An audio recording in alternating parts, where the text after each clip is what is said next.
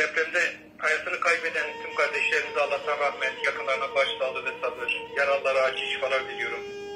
Herkese, hepimize büyük geçmişler olsun diyeceğim ama bu acıların öyle kolay geçmesi mümkün değil. Enkaz altında insanlarımız canlı ya da cansız halen çıkarılmayı beklerken sözlerime dikkat ederek konuşuyorum. Doğrusu kendimi zor tutuyorum.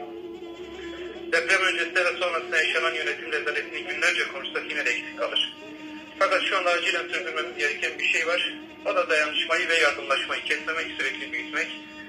Bunca tarihsiz acının içinde içimi ısıtan bir şey var ki kimin kim olduğuna bakmadan herkesin birbirini insan olarak görüp milyonlarca kişinin yardım için seferber olmasıdır.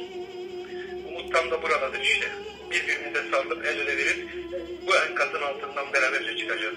Hatay, Maraş, Adıyaman'dan Malatya, Antep, Diyarbakır, Urfa, Kilit, Osmaniye, Adana'ya kadar ağır travma ve büyük yıkım yaşayan halkımıza tüm kalbimle selam, sevgi, saygılarımı iletiyorum.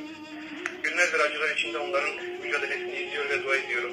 Rabbim deprem bölgesindeki halkımızla, elinden geleni yapanlarla birlikte atıyor.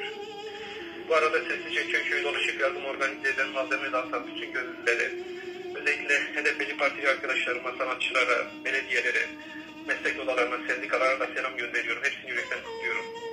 Büyük bir dayanışma gösteren ayrımsız herkese minnet duymamız gerekir. Türkiye'nin ve dünyanın dört bir yanından yardıma koşan kurtarma ekipleri başta olmak üzere tüm gönüllülere karşısındakinin siyasi görüşüne bakmadan elini uzatan ülkemizin güzel insanlarına umutlarımızı diri tuttukları için teşekkür ediyorum. Kimse merak etmesin. Devran hiç durmadı. Halen dönüyor. Hiç kimseden de korkmayın.